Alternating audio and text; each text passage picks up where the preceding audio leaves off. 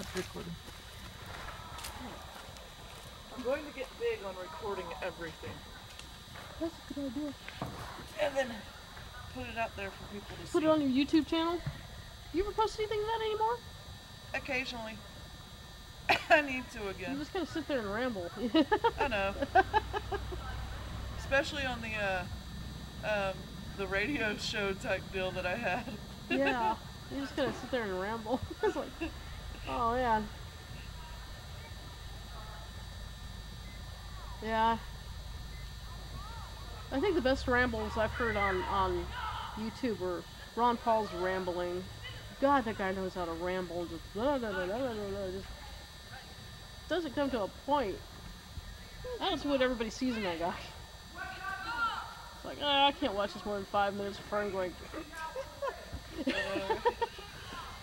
Holy crap. Samhain. Halloween, All Hallows Eve, Malamas, All Saints Eve, All Souls Eve, Samhain on the Isle of Man, Ian, Gaelic, Nosgal, and the Night of Winter Caelids in Wales, and the Witches' New Year contemporary is traditionally celebrated on the night of October 31st. One of the original Celtic fire festivals, meaning summer's end, when the sun's power wanes and the strength of the gods of darkness, winter, and the underworld grows great. We can thank Skip for that wonderful writing. You got just about every name I've risen. Each culture celebrated Samhain a little bit different, but with almost the same undertones.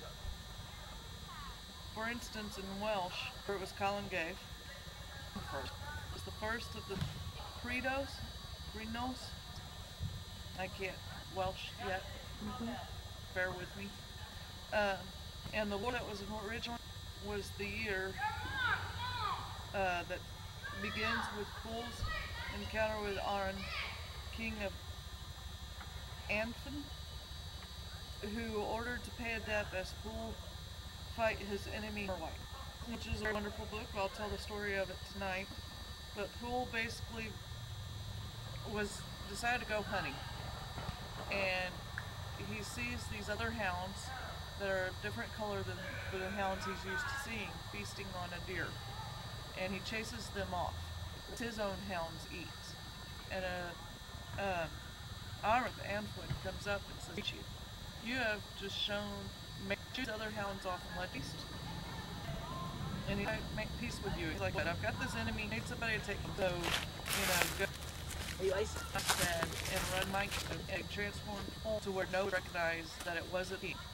And Fool goes down to his kingdom, the encounter with the enemy, hits him, now don't have any more deal, they go back to their own kingdoms. Here he did not lay on his wife, turn his back to her, speak to her, or anything. But she was a little puzzled. Came back, and they spent night talking and making love. He's like, "Oh crap, it's no fault of you." He's like, do the same thing with the other guy? Wasn't married at that time. He wasn't married till later on when he meets Rhiannon. Okay. And so, here he's like, wow, he showed great restraint. So we see some of the virtues get played out in the Mabinogi great to have those myths, have them show. And then the story goes on later to tell about Rhiannon and her dealing. But that is normally the tale of that part that is told during this time, because it starts out everything. The Colin Gay being the first of the year for that time. It was the end of summer, beginning of winter, and a time also to them to speak with the dead and do divination. They would also have what was called the Dumb Supper. And a Dumb Supper was technically a completely silent supper where you would have not only your fixings, but a plate for the ancestors next to you. So you would have yours and you would have theirs. And after you were done eating, there. And as an offering. And then the next day, clean it up. And we did this with one of the rituals I was at. and we did an indoor ritual, actually at my kitchen table. And the next morning when I went to clean up, there was actually nothing left of the ancestral plate. And I'm sitting there going, honey, uh, there's nothing there. And he goes, honey, you gave it to the ancestors. They came and took it. I said, but honey, I didn't think they'd come and physically take it. Because the essences, the smells and the oils and everything go to them of the essence, not the actual food. And at that time we didn't have animals in the house. So I was trying to figure out where this food went, and I never did. So, but we will, tonight at Feast, we will actually partly do it to the extent that they did, where it was completely silent and everything. But we will have a plate made for the ancestors. And the raccoon will eat it. Huh? And the raccoon will make sure it gets it. More than likely. More than likely. So, over in the Gales, it was still the feast head. They gave honor to Mary Dagda and their, which dawn gathers the host of the dead. The seed burned Terra, rains. The cattle are slain for winter, and the harvest is fully. The Gaulish had Simonis, the beginning of the winter half year, a feast celebrating the end of the year and the cycle to feast with the living. A feast is dedicated to Sukatnatulta, deities of the other world. In Hellenic, it's the Thesmorphoria, feast of Demeter and women's festival. This is a time of autumn sowing. The remains of sacrificial offerings thrown into pits earlier, probably at Skira, are brought up, mixed with seed corn, and placed on altars. The Norse is focused on honoring the ancestors, especially Desir, the coming of winter, and giving thanks for the stored abundance.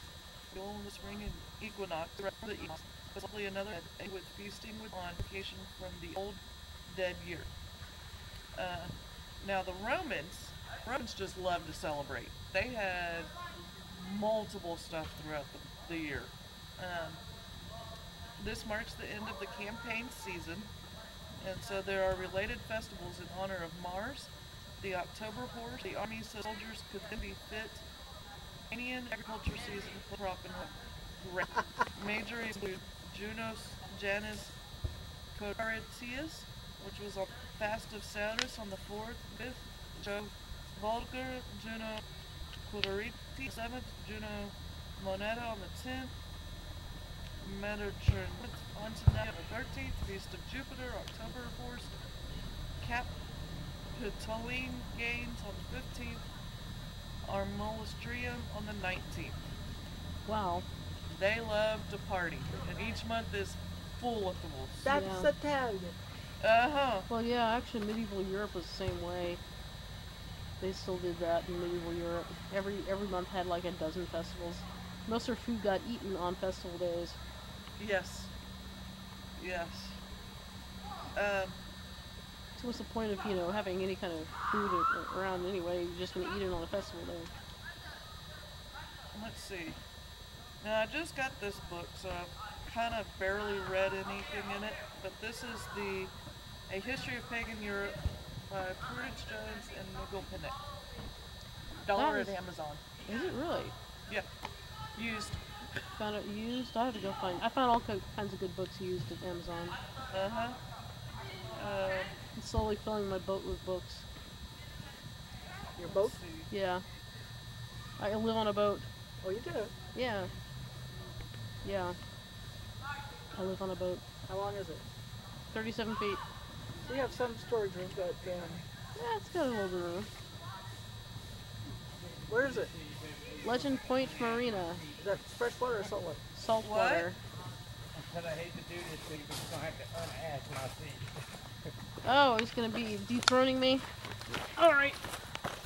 No. And this book here just hits a little bit about Samhain. You alright, hon? I've been lost for the last 3 hours, thank you. Sounds like fun. Really learn the place very well when you get lost in it. I ended up maps. way over there. Dude, the Lone Star Trail, it starts around here somewhere. The Lone Star hiking trail starts here. It goes for 127 miles or 129 miles, something like that. All over this part of, southeast Texas. I mean, it sprawls everywhere. Yeah. You can march for days. And you already did a good part of it. Saw a good hunk of it, huh? So why is it because it's getting ready to be the dark winter season? Yes, a lot of it's that, and then also winter, especially in Ireland, I think into a boat's gonna whole take a hit. lot. And All right, so, That ain't recording, is it? yeah, it is. So you would go in either, in those times you didn't spend a lot of times outdoors, but in a house you would have the grandparents, the parents, the kids, or even sometimes the great-grandparents if they lived that. The whole family lived in that area. And so you would spend that time telling stories. And a lot of the stories were of the ancestors of the times. So this would begin the series of when you would start telling those stories. And it was the eldest male of the house that would tell them. And no son would tell a story if his father was there. It was only the eldest that could. And so two birds all the time. You have one last chance to be really outdoors. And one chance during this time. Summer's ending. Winter's beginning. So it's a good death relationship there, in a sense. The life is ending in the agriculture sense. But in a lot of cultures, the Chris grabbed it. It was there long before they ever did. This is the one day that the dead can come back. Yes, the veil is the thinnest. Yeah. And I wonder why. And that, just because you're going to be inside, you're going to start telling stories. There's something else, I think, maybe. Well, last night. I mean, it isn't just, excuse me, it's not just. Samhain. Huh? Samhain. Is it? Like last night, this morning, we haven't had all year. They had a haze on the. Smog driving over. Yeah, but I figured it was haze. Yeah. So, get that. And a lot of people were sea dwellers too. This is when the water temperatures are starting to cool down. Yeah. But you're still getting enough air temperature to do that evaporation, and it's not a full evaporation. Yeah. So, I mean, just everything can almost scientifically, in a way, be explained, but this is when the turning points. Yeah. So, you see the death around you, you see animals that are going into hiding, and basically, and we're not really dead, not really nothing, but, if you've seen a bear active all summer and spring, and then all of a sudden you see that this bear's starting to disappear more and more, and then finally just completely, you think he's gone, and then, oh man, spring's come back and the bear's back. Yeah. But still, why is the veil so thin, and why is this the day? Is there some other story in mythology on that day? That is a good question.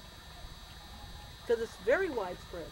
I mean, what you were just talking about was all that. over. And these are cultures that probably didn't talk to each other that much back then. I'm telling you, Samhain.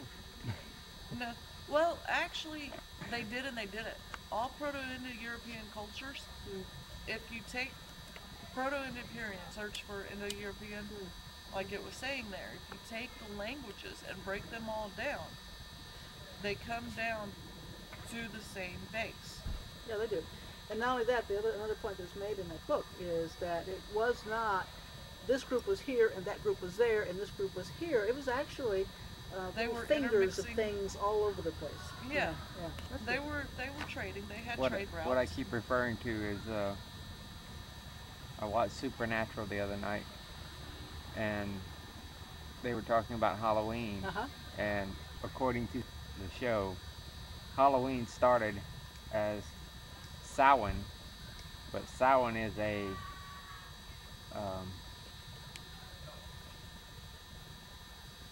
a a screwed up version of Samhain. Samhain was a demon who would come out. This is what they. Serious? Yeah. This was the whole storyline. Samhain was a demon that came out and would eat your children. What was So their source? the reason why they were made up was because Samhain could not recognize them. Yeah. Now, I just laughed and laughed and laughed. if you look at all the cultures, though. Yeah, but people like Sarah Palin believe that shit. Yeah. If you look at all the cultures that were around at that time, that were actually very ancestral based. Mm-hmm. A lot of our deities are actual one time. Sarah Palin's a Christian ninny, honey. Is what? She's a Christian ninny. So, Catholic, I can get away with saying it. Okay. She's still a Christian ninny. get it, you're taking it. Yeah. For free. All I had, I was more people We're get into discussion the- going. Well, I know I've read somewhere. Well, I know one of the even areas like and Oh, definitely. Hills. yeah. This takes place. Yeah, but it's not that actually takes place. No, it's not. The veil lifts and is at the end of the year. At all the transitions. So I think Yeah, the 4 fire. That because it's the all harvest. the proto in It's harvest. It's because it's the harvest of side, the night and the dark of year. Kind of like, see, the light winter path. And that's, the winter path. It's like a sunset. And the vessel, I might say, be sucked into this thing and get out. Now Nice that I've long. sat for a bit, I'll switch over, sit back in my chair. Should be ending anyway, it makes my butt. Yeah, it starts in May, in May, and it ends. That's the summer path. Summer ends there. I read somewhere that there used to be a ritual, or there would be a ritual battle between the fair summer person and the dark winter person, and this dark winter person, and then in the spring, the fair summer person would win. They play the same battle. the Oak King and the Holly King, Yeah. basically. Yeah, that's it. The Oak King would win for the summer, I think, and the Holly King would win for the winter. Yeah, It probably doesn't lose its leaves during the winter. Yeah. What And some holly is oaks also do. used to a decorate lot for of the oaks winter. do. Not all oaks do. Live oaks don't. But, Woodpecker. The ones probably in those areas I did. bet the ones up there do, So. But like I was telling you, if you look at anything that's pretty much celebrated, and you look at the agricultural senses of what's going on with plants and animals, it coincides. What's celebrated at that time. We celebrate Imbolc planting. Well, what are we doing? We're cultivating the land, getting it ready to plant. But we've now taken it out of that and more looking into the in-depth spirit level of, okay, what are we implanting into our lives to grow out for the next season? At this time, not only can we give honor to the ancestors, but we could say, okay, through the winter, so we could start something fresh again later on. What if this year needs to die? I can think of a lot of things. Yeah. But, Oh, me too. Like whole hurricane season. Let's just let it die and never come back. I'm done with them. yeah. Fortunately, every time I try to move, something boom-hars it. Input. Input 2. It's amazing how that all works, don't you? He Yeah. was going to go anyway? She was gonna leave in February. Now Did she's not. anybody ever get one of those jobs they were supposed to get? Huh? I was about to say what that thing was. It's like, is it probably a wasp or something? A mud goblin? Yeah, I think so. Hmm. I had a job lined up, and, well, they sent me an email. I got it 3 days after I. Oh, good. And it said, we have retracted our offer and decided not to hire anybody at this time. We apologize. Pretty inconvenient. Yeah. And I'm sitting there going, okay. Well, that answered that question of what we're doing. I've got things settled out. I don't blame you for that. I have to have the job lined up. I have to have the home lined up. I have to know the moving and the unpacking and all that lined up, planned out, done. You wouldn't believe how much I've planned. Every move I've made, planned to the last can't help it. I think I grew up that way, so that's what I do.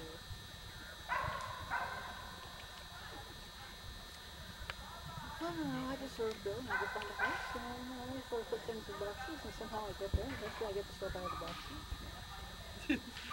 But I don't move unless there's a job. Yeah. Yeah, That's the main unless thing. there's a reason to move. I mean, that's why I moved. That's the main thing these days is work. Except when I came to Houston. I came to Houston when my daddy was sick, so I figured I'd find somewhere. I dropped one of those things. Isn't there? The big You got one? There's some, there's one right. Is that the, right in front, right behind you, I mean. That? No, that's a... No, not the. No, this is what sweet gum trees drop. That's a sweet gum thing. Yeah. Yeah. Yeah. Okay. Sea pops. For what? But that one just fell from up there somewhere. What kind of tree is that? I don't even see what tree it fell from. This one. This one right here. I see. But it's got them all over. It must like what's in it. Might be termites. But this is part of the reason why we had named it sweet gum. Yeah, this is a nasty Because thing. these here, Yeah. you could actually use them for decorating and stuff. And put glitter on them and decorate your Yule tree with. Okay. Years ago, I had a friend of mine, I met somebody from California, and she told me, because we had these things everywhere, and she picked these things up and says, wow, I didn't know where these things came from. And apparently in California they had some sort of weird magical significance. You could get them for $3 a pop. Oh yeah? In California, they were $3 a pop. Oh my god. And I'm going, we just pick them off all the ground. They're a nuisance. You roll around on them and stuff. And you step on them and they prick your toes. Oh. Collect them and ship them off. Hello? Hello. Good evening.